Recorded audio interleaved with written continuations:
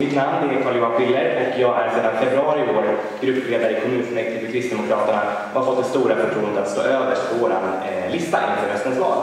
Björn sa inledningsvis att det här kanske är sista gången på flera år som ni har chans att komma i kontakt med en politiker, och det hoppas jag verkligen inte är sant. Jag bär med min telefon och min mejlkorg i princip var jag än går, och ni är alltid välkomna att höra av er, så jag hoppas verkligen att vi får en sån utveckling på linjen. Valets stora ödesfråga stod det här, byggfrågorna. Jag håller verkligen inte med. Istället tycker jag att vi har fokuserat för mycket under den här mandatperioden på just byggfrågor. Vi borde ägna mer energi åt att prata om hur vi förbättrar vår skola och hur vi förbättrar vår äldreomsorg istället för att bara prata byggfrågor som vi har gjort nu.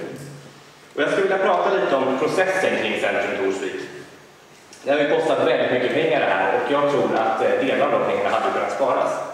När staden går in i sådana här stora projekt så tycker jag att politiken ska gå före och visa vägen vad man vill.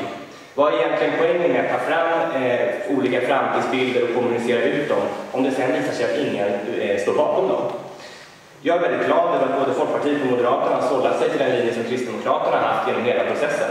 Nämligen att vi ska täcka över vid Torsviks torg, vi ska utveckla centrum till viss del, vi ska finansiera genom byggrätter, men vi ska samtidigt bevara Lidingö som en grönare. Politiken måste gå först och visa vägen, och en röst på Kristdemokraterna och mig om 10 dagar, det är en röst för ett ledarskap där vi faktiskt bestämmer vad vi vill innan vi börjar ställa kommunikationskonsulter. Och det som Kristdemokraterna då vill är att bevara Lidingös karaktär så som den är idag. Vi vill ha en grön ö, och det ska vara ett alternativ till innerstaden med lugnare tempo. Vi vill bygga mycket hus i park och där grönskan kan komma fram mellan husen. Vi vill inte rulla ut Gärdet eller innerstaden på Lidingö, utan istället bygga vidare på de värden som finns här. De värden som har fått mig att vilja bo kvar på Lidingö och säkert fått många av er att flytta hit. Det är också väldigt viktigt att centrum inte blir som en borg mitt på ön med höga murar ut mot villabebyggelsen. Det gäller att vi bygger smart så att övergången mellan olika bostadstyper blir snygg och bra. Till exempel så tycker jag att det skulle vara lämpligt att bygga någon form av cityradhus längs Lejonvägen som en snygg övergång från villastaden till flerfamiljshus i centrum. Jag vill också säga något snabbt om ekonomi. Jag tycker det är otroligt viktigt att vi har plus i kalkylen här.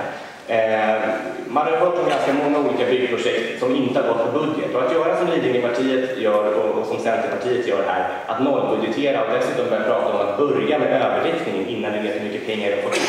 Det leder till 2 alternativ. Det ena är skattehöjningar för alla er och för alla oss, och det andra är att vi skär ner i skola och förskola och äldreomsorgen. Jag vill inte se någonting av det, utan jag tror att det är otroligt viktigt att vi har en kalkyl med plus i kanten. Tack så mycket!